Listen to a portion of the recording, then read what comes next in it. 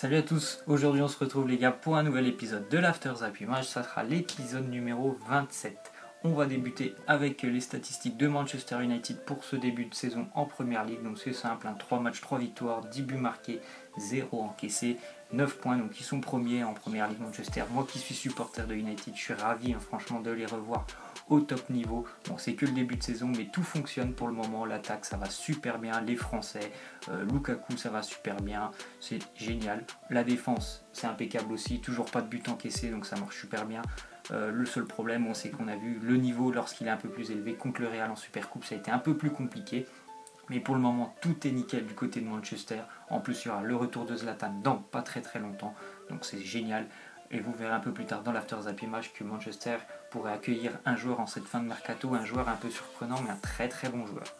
On continue avec la Juventus de Turin qui s'intéresse de très près à Benedict Œvedes, le défenseur de Schalke 04. La Juve aimerait le voir arriver en prêt, mais Schalke aimerait plutôt qu'il parte et qu'il s'en sépare définitivement. Il a très peu de temps de jeu du côté de Schalke, il a été relégué sous le banc de touche depuis presque 6 mois maintenant. En plus, là, lors des 2 premières journées de Bundesliga, il était sous le banc parce que tout simplement le Schalke 04 évolue avec 3 défenseurs, Enaldo est le défenseur central, mais c'est un très bon défenseur, il fait presque 1m90, donc déjà dans les duels aériens, c'est vraiment une muraille, et en plus de ça, dans les duels, c'est-à-dire les 1 contre 1, Œvedes, c'est un très bon joueur, il est vraiment très rugueux sur l'homme et c'est quelqu'un qui a le profil pour jouer à la Juventus qui en ce moment utilise la charnière centrale plutôt Chiellini et Rugani. On continue avec une image, on voit la photo de la pelouse lors du match de Lorient contre Reims, c'était samedi en Ligue 2, victoire 2-1 de Lorient, mais on voit la pelouse, elle est vraiment dans un état déplorable, il y a des parcelles de terrain où il n'y a même pas d'herbe, c'est vraiment incroyable de voir ça alors que le match est quand même télévisé. Je pense que c'est pour tous ceux qui connaissent un petit peu les championnats étrangers, notamment les divisions inférieures, vous verrez jamais ça, notamment en Angleterre ou en Allemagne, des pelouses de ce genre-là, dans cet état. C'est quand même incroyable que ça se passe encore en 2017 en France de voir des pelouses comme ça pour un match professionnel. Ensuite, on voit qu'Arda Turan et Douglas, ils sont prêts à rester au FC Barcelone sans jouer plutôt que d'être prêtés dans un autre club ou être transférés. Tout simplement parce qu'à Barcelone, il y a un salaire qui est bien plus élevé pour eux et bien plus intéressant pour eux que de rejoindre un autre club où il y aura un salaire qui sera amoindri. C'est dommage de voir ce genre de comportement, même si ça se comprend, il y a des joueurs qui sont beaucoup plus intéressés par l'argent que par le football, mais c'est dommage notamment pour Arda Turan, il a beaucoup de talent. Le problème c'est que depuis qu'il est parti de l'Atlético, il a très peu de temps de jeu du côté du Barça, et si un jour il a envie de rejoindre un très grand club, ça va être compliqué parce qu'il ne joue pas du tout du côté du Barça. Ensuite, on voit une petite déclaration de Thierry Henry sur Alexis Sanchez et Arsenal.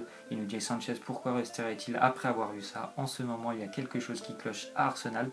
Donc Arsenal, ils ont pris une volée hier du côté d'Anfield. Liverpool a gagné 4-0.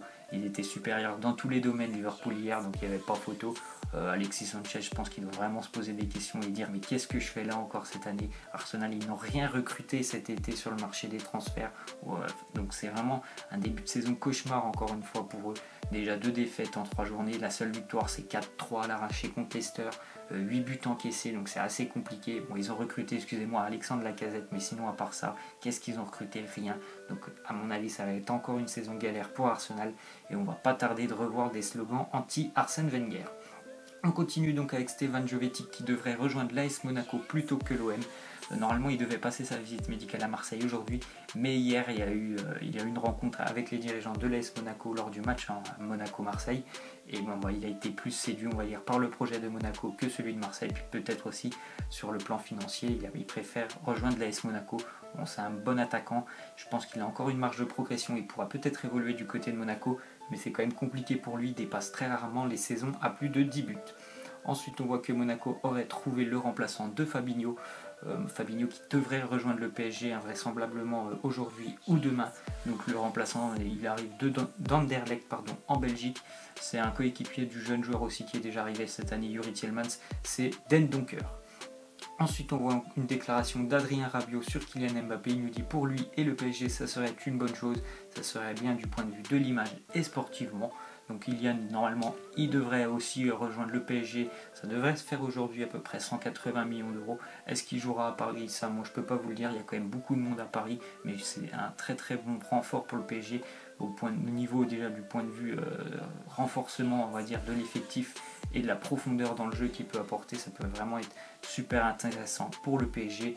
Et puis point de vue de l'image, je pense que Kylian c'est vraiment une star en devenir. Il va faire aussi vendre pas mal de maillots au PSG. On continue avec l'Olympique Lyonnais qui a négocié avec le PSG pour le transfert du milieu de terrain Grigor Skrikoviak qui a très peu de temps de jeu du côté de Paris. Mais le problème c'est que quand tu joues au PSG, tu as un salaire en général qui est assez élevé. C'est-à-dire que là il avait à peu près 510 000 euros par mois et l'Olympique Lyonnais ils ne peuvent pas s'aligner avec ce montant. C'est dommage parce qu'il a peu de temps de jeu lui aussi, ça aurait été vraiment une très bonne recrue je pense pour l'Olympique Lyonnais. Et voilà, l'indemnité salariale elle est beaucoup trop élevée pour l'OL. Ensuite, on voit que Paulo Dybala a inscrit ce samedi son premier triplé en Serie A, alors qu'il évolue quand même en Serie A depuis 2012, c'est son premier triplé contre le Genoa, qu'ils ont gagné 4-2 la Juventus, donc vraiment très bon début de saison pour Paulo Dybala. Il a déjà marqué la semaine dernière, donc c'est vraiment intéressant. Je pense que cette année, il va encore vraiment faire beaucoup de bien à la Juventus. Il va certainement porter la Juventus encore très loin en Ligue des Champions. Ensuite, on voit une déclaration d'Alexandre Lacazette. Il nous dit « Beaucoup pensent que c'est facile de tirer des pénaltys, mais sous la pression, ce n'est pas toujours évident. » C'est vrai, Alexandre Lacazette, pourtant lui, il a l'habitude de tirer les pénaltys, il en tirait déjà pas mal du côté de l'Olympique Lyonnais, mais c'est pas évident quand tu te retrouves tout seul face au gardien, tu vois tous les supporters derrière toi, c'est quand même, faut absorber la pression en gros, et c'est quand même compliqué pour certains joueurs de tirer des pénaltys, alors qu'il y en a par exemple l'année dernière, Fabinho, il avait marqué tous ses pénaltys et contre Dortmund, je crois, il en avait raté un ou c'est contre Manchester City, donc c'est quand même pas très évident de tirer des pénaux. Ensuite, on voit deux recrues pour le Racing Club de Strasbourg. Bakary Koné, je crois qu'il vient de Malaga. Bakary Koné connaît bien la Ligue 1, il avait évolué à Lyon et à Guingamp en Ligue 2, c'était il y a quelques années déjà. Et Dimitri Foulquier, c'est un joueur qui évoluait à Grenade. Il a été prêté, il a été transféré à Watford, je crois, hier. Et Watford l'a immédiatement prêté du côté de Strasbourg. Donc deux bons renforts, on va dire, pour le Racing dans leur quête du maintien. On continue donc avec Mamadou Sakho qui donne sa priorité à Crystal Palace, donc Liverpool pourrait envisager un prêt pour une seconde année. Liverpool il voulait le vendre à tout prix pendant ce mercato, pour le moment il n'y a toujours rien eu. Et il n'y a pas trop de clubs qui s'intéressent à Sakho, pourtant c'est un très bon joueur, il a vraiment du potentiel défensivement. Et vu la dernière année qu'il a fait à Palace où il était très intéressant l'année dernière, peut-être que Liverpool va essayer de le prêter pour pouvoir envisager peut-être aussi le transfert de Thomas Lemar. On en parle beaucoup, ils auraient déjà transmis une offre du côté de Monaco. Ensuite, on voit une déclaration de Rudy Garcia sur le match de l'OM hier, la défaite, la déculottée de Marseille à Monaco, 6-1. Il nous dit « On était plutôt efficace défensivement, il faut l'être aussi offensivement. On a été défaillant, mais j'assume, c'est totalement vrai. Marseille, ils étaient à la rue hier. Bon, certes, ils ont pris beaucoup de buts hier sur coup de pied arrêté, mais il fallait s'y attendre. À Monaco, ils marquent un but sur deux sur coup de pied arrêté, donc il fallait s'y attendre. Il n'y a vraiment rien eu du côté de Marseille hier, et c'est quand même assez inquiétant pour l'OM. Pour ce début d'année, le contenu des matchs est vraiment pas top quand même. Bon, ensuite, on continue donc avec les statistiques. On voit là ce 6-1 de l'AS Monaco avec des buts Falcao, il y a Fabinho, il y a Glick, tout le monde a marqué pour Monaco hier et c'est vraiment très inquiétant pour l'OM. On continue donc avec une grosse info, donc c'est Manchester United qui aurait proposé 100 millions d'euros au Real Madrid pour le transfert de Gareth Bale. Donc pour le moment, Manchester a proposé 100 millions, je crois qu'ils avaient déjà proposé il y a quelques semaines à peu près 90 et le Real avait refusé. Est-ce qu'ils vont laisser partir Gareth Bale? Je ne suis pas sûr, mais ça serait vraiment un très beau coup pour Manchester. Il a vraiment beaucoup de talent lorsqu'il est un peu plus régulier et surtout lorsqu'il n'est pas blessé, Gareth Bale. Ensuite, on voit que Jamie Vardy pourrait s'engager du côté d'Everton. Everton qui cherche toujours un remplaçant à Romelu Lukaku, parti de Manchester United. Ils ont plusieurs pistes à Everton, mais en ce moment c'est plutôt Jamie Vardy, même s'il s'intéresse aussi à l'attaquant de Chelsea, Diego Costa, donc ça serait vraiment intéressant. Il n'a pas vraiment le même profil que Romelu Lukaku, Jamie Vardy, c'est plutôt la vitesse, alors que Lukaku c'est plutôt un pivot, mais qui est aussi très agile devant le but. Mais ça pourrait vraiment être une belle affaire pour Everton, et en plus de ça, je pense que pour lui, il faut changer de club. Leicester, c'était vraiment super l'année du titre, mais je pense que pour lui, il faut évoluer un petit peu. On continue et on va terminer avec deux images, donc les deux récapitulatifs des résultats de Première Ligue de la 3e journée. Donc on voit que City s'est imposé à Bournemouth samedi 2-1 avec un but notamment à la 98e minute pour City, donc assez incroyable. La première victoire cette année pour le retour du Newcastle en Première Ligue et je crois que c'est déjà la 3e par contre pour West Ham. La nouvelle victoire de Manchester face à Leicester 2-0. Victoire aussi de Chelsea, important pour la confiance qu'ils avaient un peu perdu, on va dire, que la première journée où ils avaient perdu, victoire face à Everton 2-0, la grosse défaite d'Arsenal face à Liverpool 4-0, et déception pour Tottenham, deuxième match de suite à domicile, et deuxième match de suite où ils ne gagnent pas à domicile face à Burnley, un partout.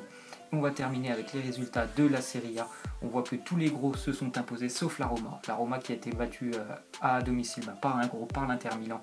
3-1, sinon tout le monde a gagné. Le Milan, le Napoli et la Juventus. Donc moi j'ai une petite question pour vous. Est-ce que vous pensez que le Milan va pouvoir tenir toute la saison sur ce rythme? Et pourquoi pas essayer de gêner la Juventus dans la quête du Scudetto en Italie? Voilà les gars, c'est la fin de cet After Zap Image. J'espère que ça vous aura plu. N'hésitez pas à lâcher des likes, à vous abonner. Moi je vous dis à la prochaine. Ciao.